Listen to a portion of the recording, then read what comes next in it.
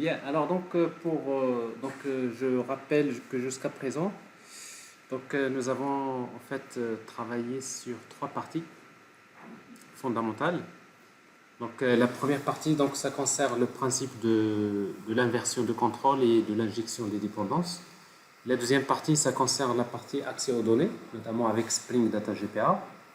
La troisième partie, ça concerne Spring MVC, pour la partie web. Et après, on va dire la quatrième partie, ça concerne la partie sécurité. D'après l'exemple que nous avons fait, nous avons vu comment chercher des patients, saisir, ajouter, éditer, supprimer des patients. Ça c'est bien, globalement, comment créer une page template avec TeamLeaf Layout, comment faire la validation des formulaires. Tout ça c'est quelque chose d'important, la base du développement web basé sur l'architecture J2E et principalement basé sur Spring MVC. Alors maintenant, comment on va sécuriser l'accès à une application web d'une manière générale. Donc ça veut dire qu'il faut instaurer un système d'authentification. Alors il faut savoir que pour mettre en place un système d'authentification, il existe deux types de systèmes d'authentification, deux modèles. Et ce qu'on appelle l'authentification stateful et l'authentification stateless. Alors, dans l'authentification stateful, les données de la session de l'utilisateur sont gérées côté serveur, sont stockées côté serveur. Alors que dans l'authentification de type stateless, les données de la session utilisateur sont gérées côté client, en utilisant ce qu'on appelle un token. Alors, dans un premier temps, je vais d'abord vous montrer, je vais vous expliquer la différence entre les deux modèles. Regardez bien. Alors, dans l'authentification stateful, vous avez un client web, un serveur, vous avez généralement une base de données. Alors, pour s'authentifier, généralement, l'utilisateur va utiliser un formulaire dans lequel il doit saisir son username et son mot de passe. Alors, le serveur, qu'est-ce qu'il fait généralement pour identifier l'utilisateur? Le serveur a besoin de contacter la base de données pour récupérer les informations sur l'utilisateur. Alors, quelles sont les informations qu'on va récupérer généralement à partir de la base de données? Il y a forcément username, il y aura le mot de passe, parce qu'en fait, le mot de passe il est stocké dans la base de données. Et également, il y a les rôles. Parce qu'en fait, un utilisateur dans une application peut avoir plusieurs rôles, c'est les droits d'accès. Alors, ce qui fait que quand on va vers la base de données, on va récupérer username, le mot de passe et les rôles de l'utilisateur. Tout ça, c'est des données qu'on va retrouver quelque part dans la base de données. Il faut juste noter que le mot de passe qui est généralement stocké dans la base de données, c'est un mot de passe qui est haché. Il est crypté. Il ne faut jamais stocker le mot de passe en clair dans la base de données. C'est une erreur professionnelle. Il n'y a personne qui a le droit de voir le mot de passe des autres. Donc ça veut dire que le mot de passe qui est stocké dans la base de données doit être crypté ou bien haché avec l'un des algorithmes les plus connus. Il y avait des anciens algorithmes qui s'appelaient MD5 qui étaient utilisés à l'époque, mais l'algorithme MD5 c'est un algorithme qui est dépassé, qui est faible, on peut le casser facilement. C'est la raison pour laquelle on va utiliser des algorithmes comme Bcrypt. Donc d'ailleurs c'est ce qu'on va voir avec Spring Security. Pour hacher le mot de passe, on va utiliser Bcrypt. Donc, bref, une fois qu'en fait le serveur va vers la base de données, il va récupérer username et le mot de passe, il va d'abord faire une opération de vérification de mot de passe. On va vérifier le mot de passe. C'est-à-dire quoi? On va vérifier si le mot de passe saisi par l'utilisateur et le mot de passe qui se trouve dans la base de données, est-ce que c'est le même? Alors, bien sûr, le mot de passe qui est stocké dans la base de données, il est haché, n'est-ce pas? Avec, par exemple, Bcrypt. Le mot de passe saisi par l'utilisateur, il est clair. Donc, comment est-ce qu'on va faire pour comparer? Il va falloir hacher le mot de passe qui a été saisi par l'utilisateur avec le même algorithme et comparer les hashes. Par exemple, si vous utilisez MD5, on va prendre le mot de passe saisi par l'utilisateur, on va le crypter avec MD5 et on va le comparer avec le mot de passe qui se trouve dans la base de données. Alors, si c'est le même, mot de passe, bah, qu'est-ce qu'on va faire? Bah, tout simplement, on va créer une session. En fait, côté serveur, on va créer la session de l'utilisateur. Alors, en fait, c'est quoi une session? C'est un objet qui va être stocké en mémoire et dans lequel on va stocker des informations sur l'utilisateur. Comme quoi? Comme username. Donc, dans la session, on va stocker username et on va également stocker les rôles de l'utilisateur. Par exemple, il a le rôle user, admin, étudiant, etc. Donc, dans la session, on stocke souvent username et les rôles. Ça, c'est très important. Et chaque session qui est générée par le serveur dispose de ce qu'on appelle un session ID, un numéro de session. Donc, chaque session, chaque fois qu'il y a un utilisateur qui est authentifié, on va générer un session ID. Bon, ce session ID, généralement, c'est un session ID qui est généré aléatoirement de façon qu'il soit unique. C'est-à-dire, on ne peut pas avoir deux sessions ID qui sont les mêmes. Alors, pour générer généralement les sessions ID, on utilise un générateur qui s'appelle UUID. UUID, en fait, c'est un générateur qui génère une chaîne de caractères. C'est-à-dire, si vous utilisez la classe UUID.generate random string dans Java, ça permet de générer une chaîne aléatoire qui est en format hexadécimal, mais cette chaîne de caractères, elle dépend de la date système. Et comme elle dépend de la date système, ça veut dire qu'elle est unique. C'est-à-dire c'est une façon un petit peu de générer un session ID qui est unique. Donc toutes les sessions, en fait les sessions sont stockées dans une collection de type map. Map, ça veut dire quoi? Il y a key value, la clé. Alors la clé c'est quoi? La clé c'est le session ID, le numéro de la session. Et la valeur, c'est tout simplement c'est la session elle-même, c'est l'objet de session. Alors comme je disais tout à l'heure, donc en fait le session ID, il est de forme ce qu'on appelle UUID. UUID, donc c'est assez connu. Généralement, si vous voulez générer des identifiants uniques, vous voulez générer une chaîne de caractères qui est unique. UUID, donc si vous mettez par exemple dans Java, vous faites appel à la classe UUID.generate random string, ça génère en fait une chaîne de caractères qui est unique. Donc c'est ce qui est utilisé généralement dans les sessions ID. Alors maintenant, la session elle est créée côté serveur. Et qu'est-ce qui va être envoyé au client? Bon, on va envoyer une réponse HTTP au client dans laquelle on va envoyer le session ID. C'est-à-dire le numéro de la session, il va être envoyé au client. Sous forme de quoi? Sous forme d'un cookie. Donc dans la réponse HTTP, il y a un header qui s'appelle setCookie dans lequel on peut mettre une information. Par exemple, ici le numéro de la session, c'est le numéro de la session, c'est ici c'est session ID égale 123. Donc on va l'envoyer. Alors le browser généralement quand il reçoit une réponse HTTP qui contient des cookies, et bien tout simplement il va enregistrer le session ID, il va l'enregistrer dans les cookies. Alors c'est quoi les cookies? C'est des fichiers temporaires qui sont stockés côté navigateur et dans lequel le navigateur va stocker des informations. Et parmi les informations qui sont stockées dans les cookies généralement, il y a le session ID. Alors regardez bien, maintenant l'utilisateur il est authentifié. Il est authentifié, sa session, il se trouve où? Il se trouve côté serveur. C'est le serveur qui gère la session. Mais le client, lui, qu'est-ce qu'il reçoit? Il ne reçoit pas sa session, il ne reçoit que le numéro de la session, c'est-à-dire il reçoit le session ID. Alors c'est ça l'authentification. Maintenant, à chaque fois que l'utilisateur veut envoyer une requête, à chaque fois que l'utilisateur envoie une requête, par exemple, je veux effectuer un virement par exemple, et bien tout simplement, à chaque fois qu'on envoie la requête, et bien tout simplement le browser va envoyer les cookies, parce que les cookies sont toujours envoyés avec la requête. Et du coup, donc on va envoyer le session ID. Et comment maintenant le serveur va identifier le client? Comment il peut savoir est-ce que cette requête-là, est-ce qu'il provient de ce client? Ben, tout simplement, c'est grâce à ce numéro de session. Donc il va regarder, qu'est-ce qu'il va faire le serveur? Il va regarder dans les sessions, est-ce qu'il y a cette session-là, est-ce qu'elle existe? Session numéro 123. S'il existe, ben, tout simplement, ben, il sait que vous êtes username, il connaît voilà les rôles que vous avez. Donc ça veut dire qu'il va faire ce qu'on appelle la vérification des autorisations. C'est-à-dire, on va vérifier est-ce qu'avec les rôles que vous avez dans votre session, est-ce qu'avec par exemple user admin, est-ce que vous avez le droit d'effectuer cette opération? Donc si vous avez le droit d'effectuer l'opération, bon, il donne la réponse, c'est 200. Le code statut c'est 200. Si par exemple vous n'avez pas le droit d'effectuer l'opération, il va vous générer une exception avec le code 403. Alors 403, ça veut dire que vous n'êtes pas autorisé. Alors ça, c'est ce qu'on appelle l'authentification stateful. Alors l'authentification stateful, c'est un modèle d'authentification dans lequel la session est gérée côté serveur. Ça veut dire que la session, c'est le serveur qui la gère.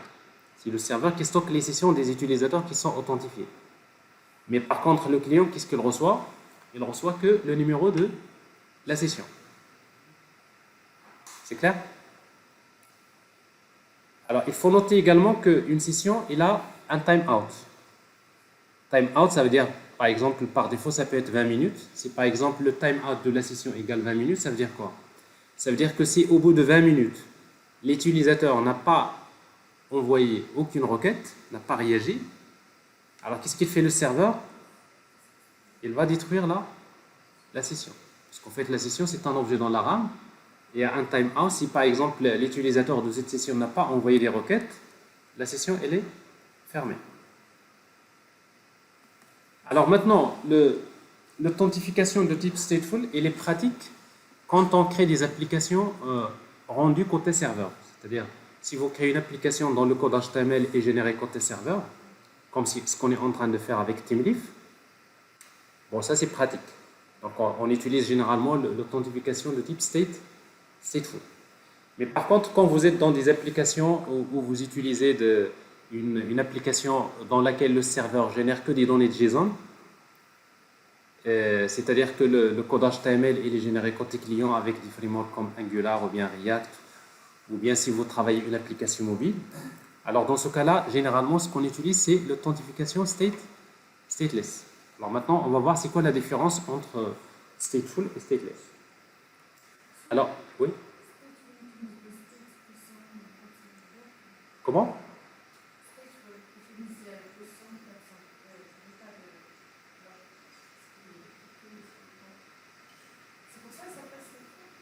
Non, il s'appelle stateful, ça veut dire que c'est une authentification avec état. C'est-à-dire que le serveur, c'est lui qui doit se rappeler des sessions de tous les utilisateurs.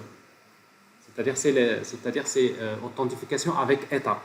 Le serveur doit mettre en mémoire toutes les sessions des utilisateurs qui sont authentifiés, c'est lui qui doit les gérer en mémoire. Ok? Alors stateless, ça veut dire sans état, c'est-à-dire sans mémoire. Avec mémoire, sans mémoire, si vous voulez. Donc le serveur doit mémoriser les sessions, alors que dans stateless, le serveur n'a pas besoin de mémoriser les sessions. C'est comme ça, c'est pour ça qu'on l'a appelé stateful et stateless. Alors dans l'authentification stateless, qu'est-ce qui se passe? Bon, c'est la même chose dans le fonctionnement. Donc là, on va saisir username, le mot de passe. On va vers la base de données pour chercher l'utilisateur avec son mot de passe. On vérifie le mot de passe. Si le mot de passe est bon, cette fois-ci, on ne va pas créer une session côté serveur, mais plutôt on va générer ce qu'on appelle un token. On va générer un token. Un token, ça veut dire que c'est une chaîne de caractères dans laquelle, dans cette chaîne de caractères, on va placer les informations sur la session. C'est-à-dire dans ce token-là, on va placer username, on va mettre le rôle, les rôles de l'utilisateur, on va mettre d'autres informations comme la date d'expiration, etc., etc. On va mettre plein d'informations. Et en plus, généralement, on va ajouter une signature numérique. Donc, c'est-à-dire ce token-là, on va lui créer une signature numérique, on va le signer. Alors comme ça, par la suite, on peut lui faire confiance. Après, vous allez voir à quoi ça sert cette signature. Et alors, parmi les tokens qui sont très connus, il y a JWT. Alors, JWT, c'est JSON Web Token. JSON Web Token. En fait, un JWT, c'est un token qui est écrit en format JSON. C'est-à-dire, un token JWT, c'est du JSON dans lequel on va stocker les informations sur la session de l'utilisateur, comme username, comme le mot de passe. Pas le mot de passe, surtout pas. Parce que on ne stocke pas le mot de passe dans le token. Username, on stocke les rôles, on stocke d'autres informations comme la date d'expiration du token. Également, on lui ajoute une signature numérique. Donc, c'est un token qui est signé numériquement. Alors maintenant, ce token-là, c'est une chaîne de caractères. Et après, on va l'envoyer au client. Alors, dans la réponse HTTP, on envoie directement le token vers le client. Et maintenant, c'est le client qui doit enregistrer ce token quelque part. Donc, il peut l'enregistrer par exemple il peut l'enregistrer dans le local storage quand il s'agit par exemple d'une application web. Aussi, c'est une application mobile, on va l'enregistrer quelque part dans le contexte de l'application.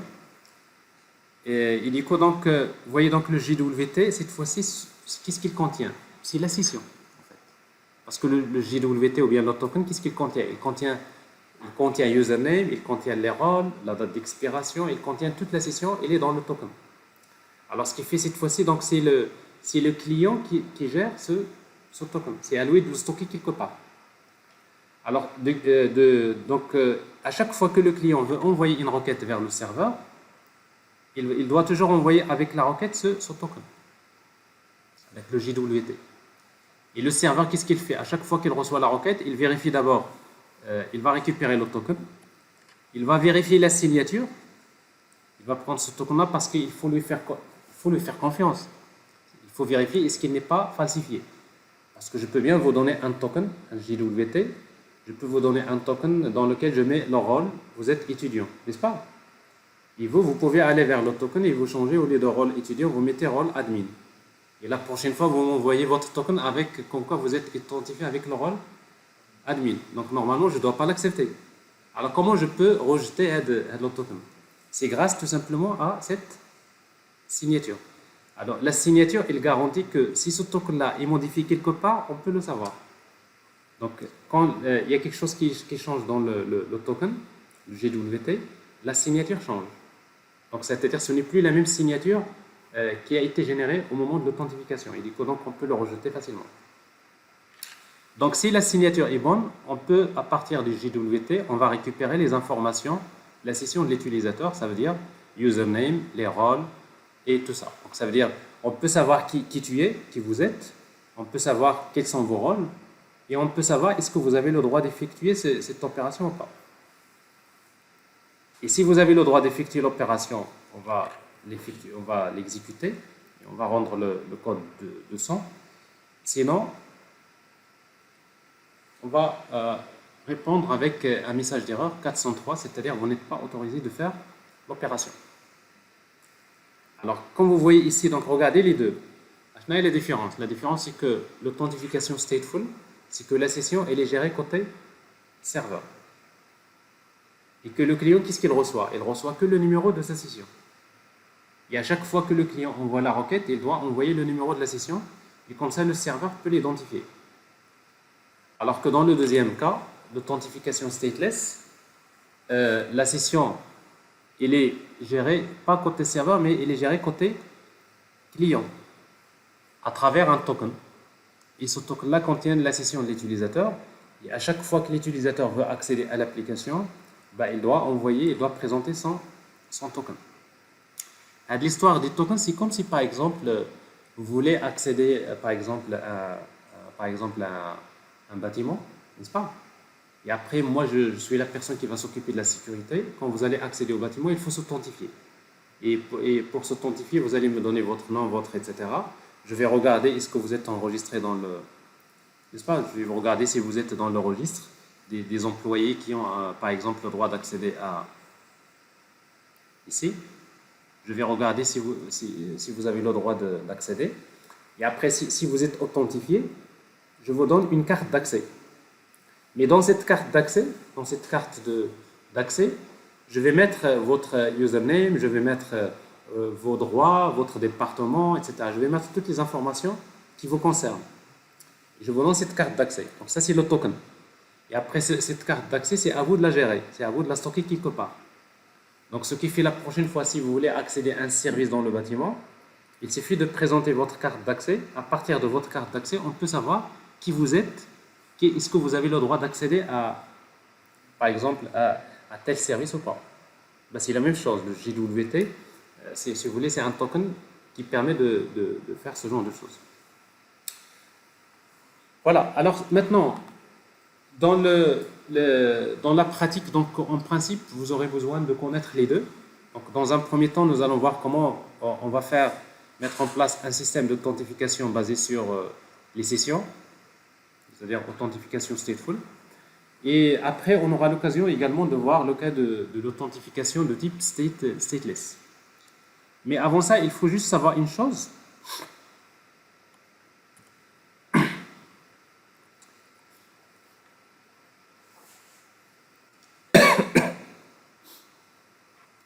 Alors, ce qu'il faut savoir, l'un des avantages, pourquoi l'authentification stateless il est beaucoup plus utilisée dans la pratique, c'est que dans les applications distribuées, supposons que vous avez créé une application, par exemple, quand vous travaillez avec Gmail, n'est-ce pas?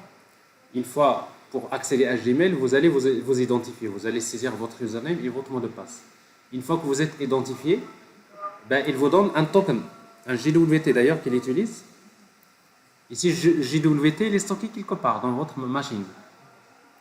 Et quand si vous voulez, alors si vous voulez accéder par exemple à YouTube, quand vous allez à YouTube, ben YouTube, il vous identifie facilement.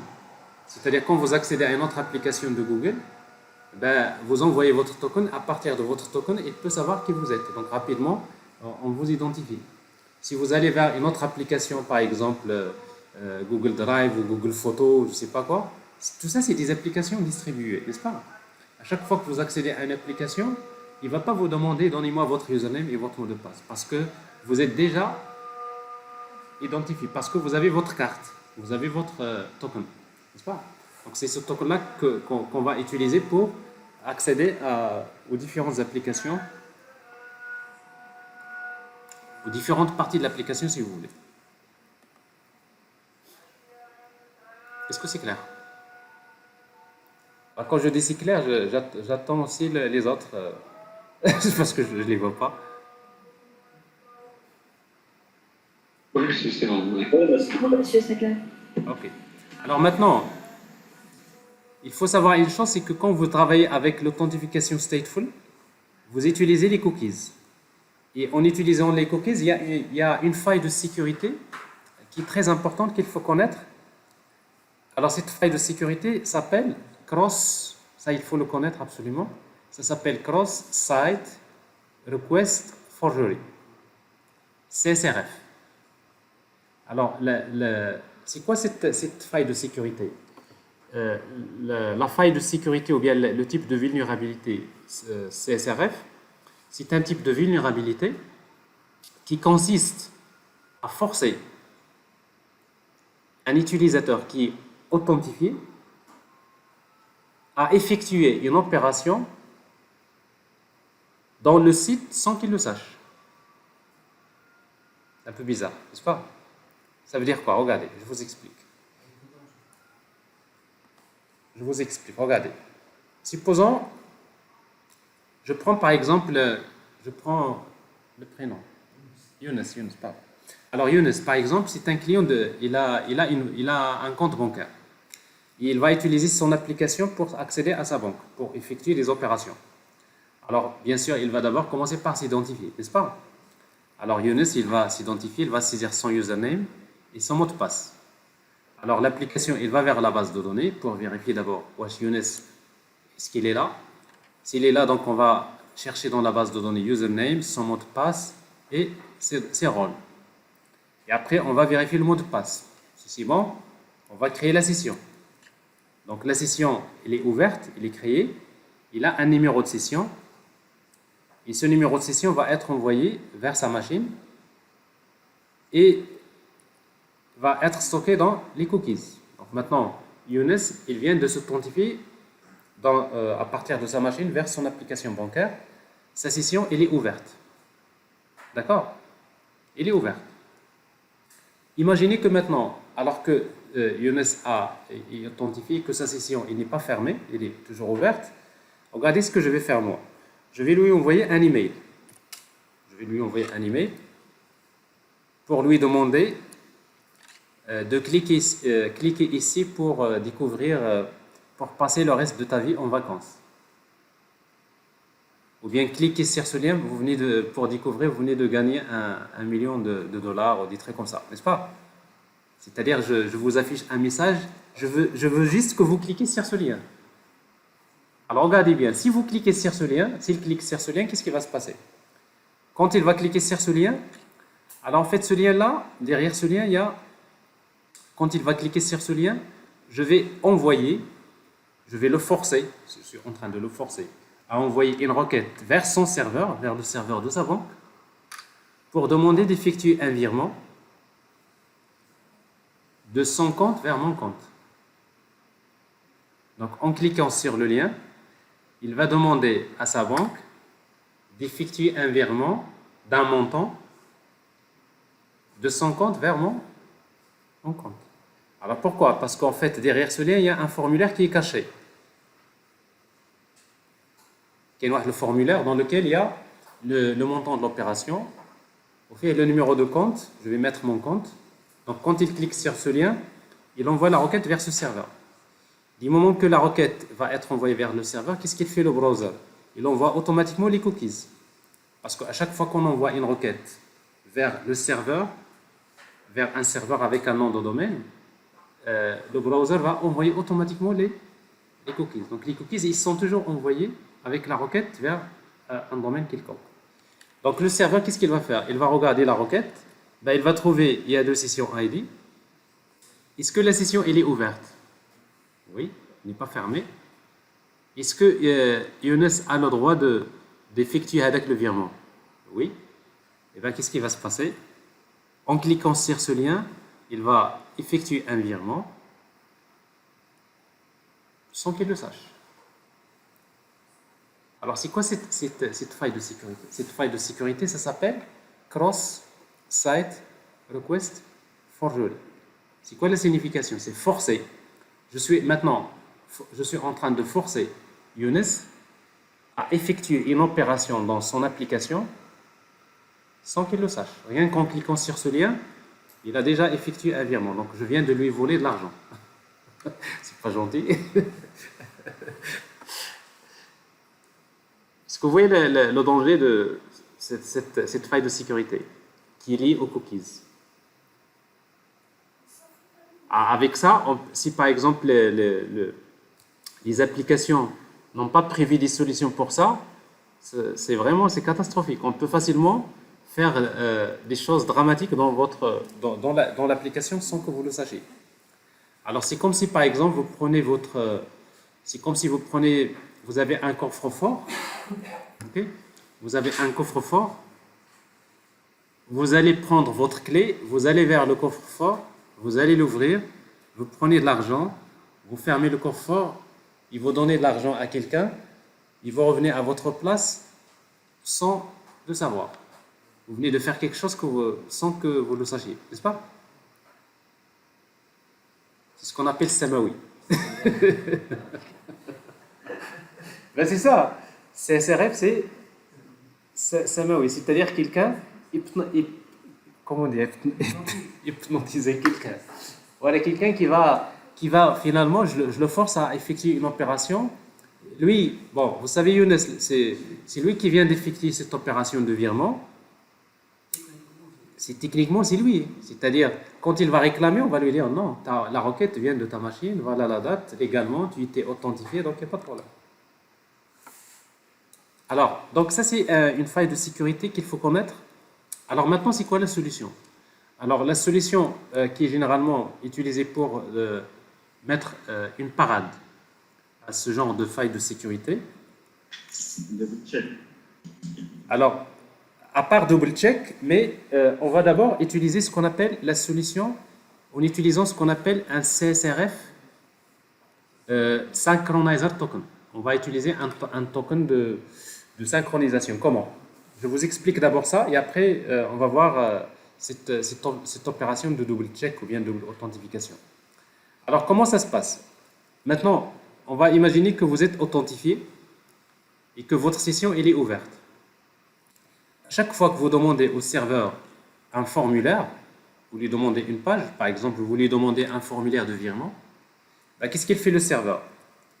À chaque fois que vous lui demandez une page, il génère un token. Il va générer un token aléatoirement. Et ce token-là, il va le placer dans la session de l'utilisateur.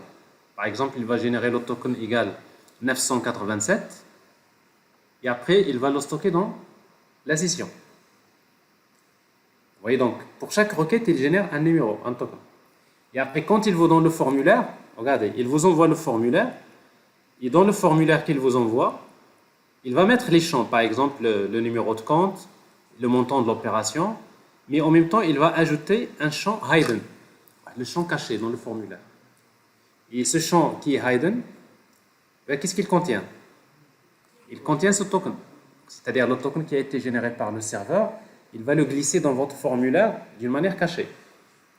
Ce qui fait que si vous envoyez, quand vous allez saisir les données, et vous cliquez sur le bouton Submit, vous allez envoyer, vous allez demander d'effectuer un virement. Et si vous demandez d'effectuer un virement, le serveur maintenant, qu'est-ce qu'il va faire? Il va d'abord regarder dans la requête envoyée, est-ce que vous avez envoyé le code, le CSRF token.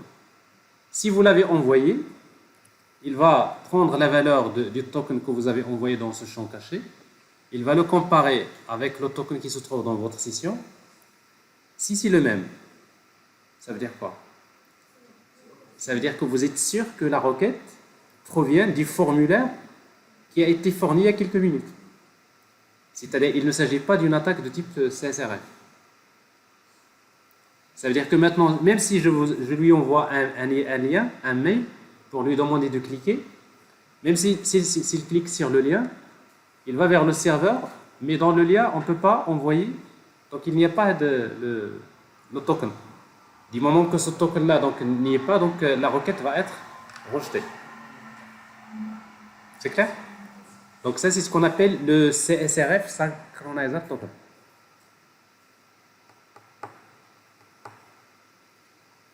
Alors c'est comme si par exemple je voudrais vous distribuer des formulaires. Je sais que c'est aujourd'hui Ramadan ou Malhed, tout ça, c'est des choses qui ne rentrent pas facilement. Hein. Alors c'est comme si par exemple je voudrais vous distribuer des formulaires. J'ai des formulaires, d'accord? Et je voudrais vous distribuer des formulaires que vous allez remplir et que vous allez me retourner. Ok? Et quand vous allez me retourner vos formulaires, comment je peux m'assurer que le formulaire que vous m'avez retourné, c'est exactement celui que je vous ai donné? Comment je peux le faire? C'est la même chose. Alors qu'est-ce que je vais faire? C'est qu'avant de vous distribuer un formulaire, je vais dire, tiens, Younes, je vais noter dans la session Younes, je vais lui générer un token numéro 120. Ok? Le token, c'est SRF token 120. C'est un nombre aléatoire qui va être généré, qui est unique. Et après, dans sa copie, je vais mettre un numéro 120. Mais je vais l'écrire d'une manière cachée. Il ne va pas le voir.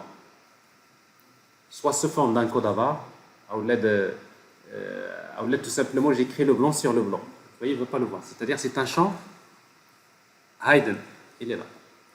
Donc, je lui donne le formulaire. La même chose, pour une autre personne, je vais générer un autre token, je mets un autre numéro. Je vous distribue les copies, vous allez remplir, et quand vous allez me retourner, quand il va me retourner la copie, vous voyez donc, quand il va me retourner la copie, c'est-à-dire le formulaire rempli, qu'est-ce que je vais faire? Donc je vais dire, tiens, Younes, je vais regarder dans sa session, numéro 123, et bien je vais regarder sur la feuille, sur le formulaire qu'il m'a envoyé, est-ce que bien c'est le numéro 123? Alors si c'est 123, ça veut dire que je suis sûr que le formulaire qu'il m'a envoyé, c'est-à-dire qu'il a rempli, c'est exactement le formulaire que je lui ai donné moi-même. Et non pas un formulaire qui lui a été donné par quelqu'un d'autre. Vous voyez, donc c'est un peu le même principe. Donc ça, c'est comme ça qu'on élimine les failles de sécurité de type cross-site request forgery. Alors quelqu'un qui fait le développement web mobile et qui fait l'infrastructure, etc., bon, il y a un certain nombre de failles de sécurité qu'il faut absolument connaître, et parmi lesquelles il y a celle-là, CSRF. Après, il y a l'injection SQL, il y a cross-site scripting, il y a d'autres failles de sécurité. Alors, sauf que avec ça, normalement, avec ce mécanisme-là, on peut facilement éliminer avec la faille de sécurité. D'ailleurs, si vous allez voir quand on va travailler avec Spring Security, c'est pour cela que je vous parle de cette histoire, quand vous allez voir les formulaires que vous allez créer, tous les formulaires, quand vous regardez le code source du formulaire côté client, vous allez toujours trouver un champ hidden que vous n'avez pas créé qui s'appelle CSRF quelque chose. En fait, c'est Spring Security qui va ajouter avec le... À chaque fois, il génère avec le CSRF token, il le met dans des champs qui sont hidden. Donc justement, c'est parce que c'est lui qui va mettre, si vous voulez, une solution pour ce genre de faille de sécurité. Est-ce que c'est clair?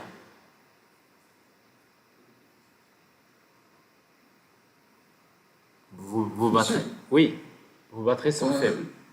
Oui, l'application doit être acceptée que les formulaires qui sont envoyés par le exact. même nom de domaine. Exactement. C'est ça l'idée. C'est-à-dire qu'ici, on suppose que la requête ne peut provenir que des pages ou bien des formulaires qui ont été fournis par le serveur. Alors, donc, ce qui fait que le mécanisme, ça marche pour les applications de type rendu côté serveur. C'est-à-dire que le code HTML il est généré côté serveur. Mais après, quand on utilise le rendu côté client, on ne va pas utiliser ce mécanisme. Dans ce cas-là, il y a de la faille de sécurité CSRF. Donc, en principe, ça pose pas de problème. Mais il faut comprendre déjà ce que c'est. C'est clair? Alors maintenant, pour le cas de la banque, par exemple, est-ce que c'est suffisant? Même si ça, c'est suffisant pour éliminer la faille, mais comme l'opération de virement, c'est une opération sensible, on va encore ajouter ce qu'on appelle une double authentification. C'est ce qu'on appelle OTP. OTP, SMS, ou la OTP, email, etc. Quand normalement, vous allez faire un virement, eh bien, il vous demande, avant d'exécuter l'opération, ben, il vous envoie un SMS avec un code, et après, il va vous demander de saisir avec le code, pour être sûr c'est exactement c'est vous. Et après, quand vous allez saisir avec le code qui vous envoie par SMS ou bien par mail, ben c'est à ce moment-là qu'il va effectuer cette opération. Mais ça, c'est ce qu'on appelle c'est double authentification. Parce que la première authentification, c'est quoi? C'est username, mot de passe.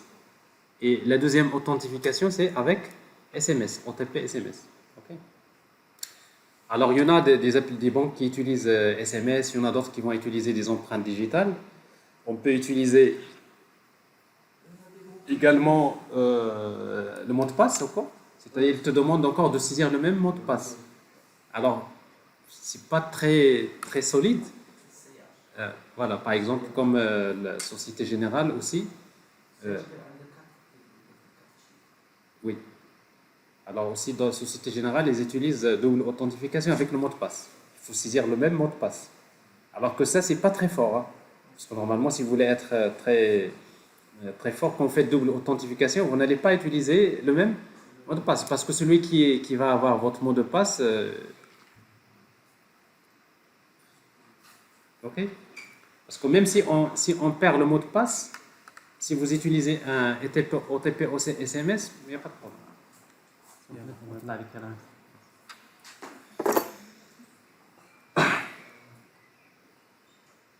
Monsieur, c'est ça l'utilité de la MFA, Multi-Factor Authentication, c'est pour éliminer c'est ça, c'est exactement, ce type de tout à fait, c'est pour faire double authentification. Après, vous allez voir dans les systèmes OAuth2, ben justement, c'est pour cela que Spring Security, il est là, parce qu'il offre tous ces mécanismes de sécurité. Alors, justement, c'est ce que nous allons voir. Maintenant, nous allons voir comment utiliser Spring Security dans notre application.